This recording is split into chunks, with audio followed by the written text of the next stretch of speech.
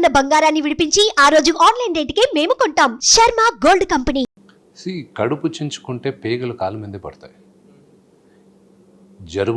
జరగకుండా కూడినటివి జరిగాయి. దాన్ని ఈరోజు నేను మీడియాలో చర్చించను. అది ఎందుకు అలా జరిగింది, ఎలా జరిగింది అనేది మేము ఇంటర్నల్గా ఆ రోజే డిస్కస్ చేసాం. అది మాలో మేము డిస్కస్ చేసి మేమే చెప్పుకుంటాం. అది నేను మీడియాలో చెప్పను. కానీ ఒకటి మాత్రం నిజం, ఎన్నడూ మీడియాకి రాని మా ఫ్యామిలీ ఈరోజు చాలా ఎక్కువ ఎక్స్పోజ్ అయిపోయాం. మా బతుకే మీడియానే మా బతుకుల్ని గ్లోరిఫై చేస్తుంది. మేము కానీ ఒక చిన్న తప్పు చేసినా మమ్మల్ని బద్నాం చేసేది కూడా మీడియానే. మీడియా ద్వారా అదొక మీడియం. మీరు ముందుకి ఉన్నది చూపిస్తారు. మిమ్మల్ని మీరు ఎలా మమ్మల్ని వాడుకుంటారో మేము కూడా మిమ్మల్ని వాడుకుంటాం. కానీ ఇంటి విషయాల్లో వాడుకోకూడదు. అది ప్రధానంగా అందరూ గుర్తుపెట్టుకోవాలి. ఏంటి మీడియా ఏం వాడింది మీ ఇంటి విషయాలని? మా ఇంటి విషయాలు మేము వాడుకుంటున్నాం. మీడియా మీరు వాడుకుంటున్నారు, మేము వాడుకుంటున్నాం. మేము కూడా ఒక ఇదిలోనే వాడుతున్నాం. అంటే మీరు లేదు, మీరు ఏం పెద్దగా దాటలేసి మీకేం కావాలి, మీకు జనాలకి ఏది ఇంట్రెస్టింగో అది తీసుకురావాలని మీ ప్రెజెంటేషన్ వాల్యూ. మేము మీకు అనవసరమైన ఫుటేజ్ మేము ఇస్తున్నాం అని నా భావన. సినిమా అవును, మా ఇంట్లో గొడవ ఏమైందంటే ఒక రియాలిటీ షోలా తయారైంది, బిగ్ బాస్ లాగా. సో అది చేయకూడదు, అది ఇంట్లో చేయకూడదు. ఓపెన్ బిగ్ బాస్ షో లాగా ఉంది అనేది. అది అలా ఉండకూడదు. అది 100% ఉండకూడదు. అండ్ అది అనవసరంగా మేమే తెచ్చుకుంటున్నాం. మామూలుగా ఎన్నికల వాతావరణం తర్వాత చిన్న హడావుడి ఉంటుంది కదా, మరి ఇలా ఉండకూడదు. అది ఇంట్లో జరిగే పని అండి, ఇది ఇలా ఉండకూడదు. అంటే ఇంట్లో జరిగే పనే. గత 28 సంవత్సరాలు అయింది మా అనేటువంటిది పుట్టి. ఈ 3 సంవత్సరాల్లో మాత్రమే ఇలా జరుగుతుంది. 25 సంవత్సరాల పాటు వైభవంగా ఉంది. మా ఏ కార్యక్రమం చేపట్టినా కూడా దాని వెనుక చక్కటి గ్యాదరింగు, చక్కటి అట్రాక్షన్, పబ్లిక్లో ఒక ఇంట్రెస్ట్ ఉండేది. కానీ ఇప్పుడు మీరు ఏం కొట్టుకుంటారు, మీరు ఏం చేస్తారనే ఇంట్రెస్ట్ అప్పట్లో ఉంటే ఎలా కొట్టుకుంటారనే ఇంట్రెస్ట్ ఇప్పుడు తయారైంది. ఈ పరిస్థితి అనేటువంటిది ముఖ్యంగా దాసరి నారాయణరావు గారి మరణం తర్వాత ఏర్పడింది అనేటువంటి దాంతో మీరు ఎంతవరకు 100% ఒప్పుకుంటున్నాను.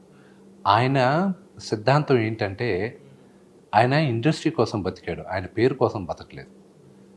ఆయన ఇండస్ట్రీలో మనిషి, ఇండస్ట్రీ బాగుండాలని ఎప్పుడు ఆలోచించాడు. వ్యక్తిగతంగా నేనే మొనార్క్ని, నేను చెప్పిందే ఇండస్ట్రీలో జరగాలి అని ఎవ్వరూ ఒప్పుకోరు. కార్మికులు పక్కన ఉండేవారు. ఆయన రైట్ ఎక్కడుందో అక్కడ ఉండేవాడు. మరి దాసరి నారాయణరావు గారు కూడా ఆల్మోస్ట్ ఆల్ మోనార్క్ లాగా. ఇప్పుడు ఆయన ఉంటే నువ్వు ప్రెసిడెంట్వి, నువ్వు సెక్రటరీవి, వెళ్ళిపోండి అని చెప్పి పంపిస్తే అయిపోయింది కదా. అవును, అది మొనార్క్ అంటే ఇంటికి పెద్ద. ఆయన చెప్తే ఒక రీజన్ ఉంటుంది, ఆయన చెప్తే ఒక న్యాయం ఉంటుంది. దూరం ఆలోచించి ఆయన చెప్పాడు అని అందరూ అనుకుంటారు. మిగతా వాళ్ళు కాదు. మిగతా వాళ్ళు నేను చెప్పింది జరగాలి ఇండస్ట్రీలో అనేది ఈ రోజు ఆయన అనుకోలేదు. ఇక్కడ కొంతమంది అనుకుంటున్నారు అది జరగదు, ఇది కళామ తల్లి. ఓకే. ఇప్పుడు ఎవరైనా అధ్యక్ష స్థానంలో కూర్చుంటే they must be very easily approachable. ప్రతి ఒక్కడు దాంట్లో ఉన్నటువంటి 9 మంది సభ్యుల్లో ప్రతి ఒక్కడికి కూడా ఒక రైట్ ఉంటుంది. విష్ణు గారి దగ్గరకు వచ్చి ఈ సమస్య నేను చెప్పుకోవాలి, విష్ణు గారితో ఈ విషయాన్ని చర్చించాలని. How much you are available to the people, to your members. ఆ అవైలబిలిటీ అనేటువంటిది, అప్రోచబిలిటీ అనేటువంటిది చాలా ఇంపార్టెంట్. ప్రభు గారు, ఈ జనరేషన్లో ఎంతమంది ఆర్టిస్టులు మీరు ఫోన్ చేసిన వెంటనే 3 రింగ్ లోపల తీసేది, కాల్ మిస్ కాల్ అయితే మళ్ళీ మీకు తిరిగి చేసేది ఎంతమంది ఉన్నారు? ఎంతమంది మా జనరేషన్లో మాట్లాడింది? అంటే ఆర్టిస్టులో, మా జనరేషన్లో నటులు, నా లెవెల్ నటులు కానీ ఎవరైనా చాలామంది మాట్లాడతారు. మీ వయసుకి రెస్పెక్ట్ ఇచ్చి అలా ఎంతమందికి యాక్సెసిబుల్ ఉన్నారు? అందరికీ యాక్సెసిబుల్ కాదు. ఎవరికైనా ఇండస్ట్రీలో సమస్య వస్తే ఎవరింటికి వస్తారు? ఫస్ట్ గురువుగారింటికి వస్తారు. దాని తర్వాత చెప్పండి, మీకు తెలియదా? తెలుసు, మోహన్ బాబు గారి ఇంటి దగ్గరికి వస్తారు. వచ్చినప్పుడు ఆయన పని ఎవరికి అప్పచెప్పేది? మాకే అప్పచెప్పేది. ఇప్పుడు మేమే చూస్తాం. కొంతమంది ఈ జనరేషన్ వాళ్ళు మా నాన్నగారిని ఎలాగ దీనికి ముందు వాళ్ళు వాడుకున్నారో మమ్మల్ని అడుగుతున్నారు 100%. అండ్ వాళ్ళ పేర్లు ఈ రోజుకి చెప్పను.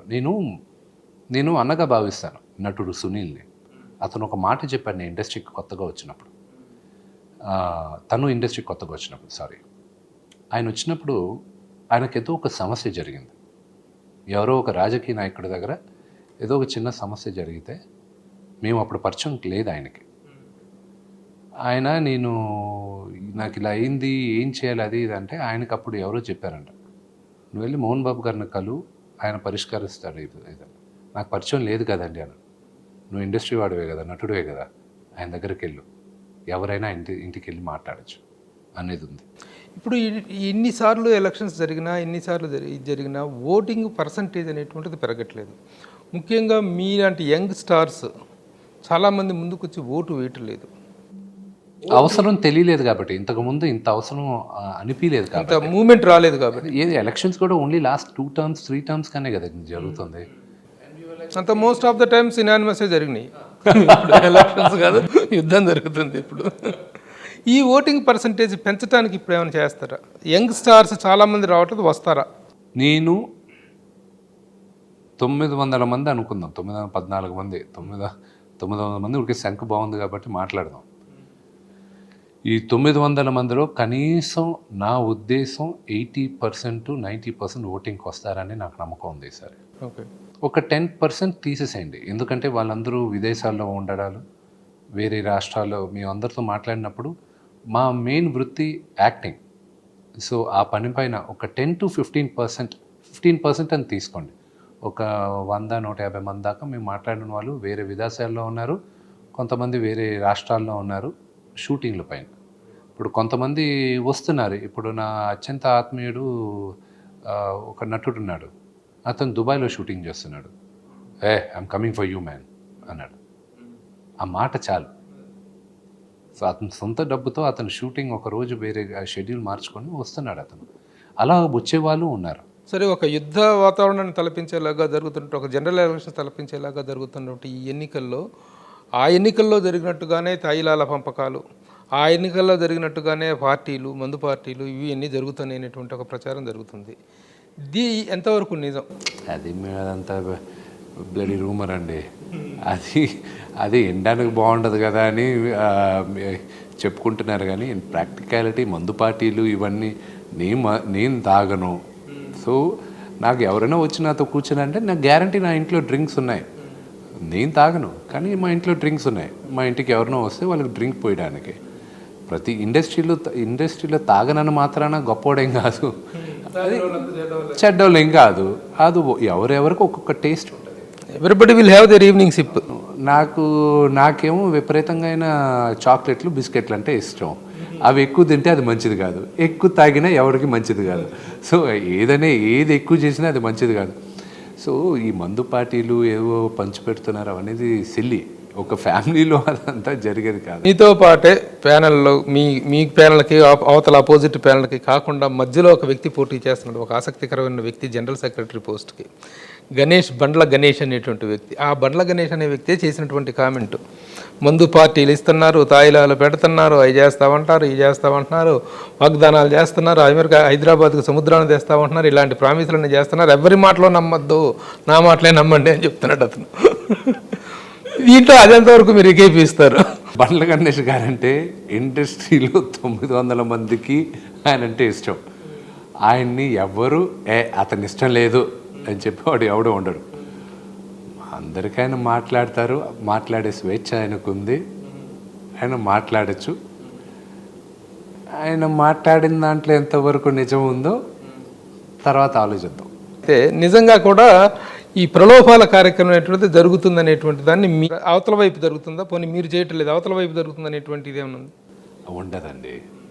నేను నమ్మను. ప్రకాష్ రాజ్ గారు డబ్బులు ఇస్తున్నారు, గిఫ్ట్లు ఇస్తున్నారు ఓట్లు వేయడానికి, ఆ గిఫ్ట్లు తీసుకొని ఇలా చేస్తానని నేను నమ్మను. ఆయన మరీ అంతకి దిగజారాల్సిన అవసరం కూడా ఆయనకు లేదు.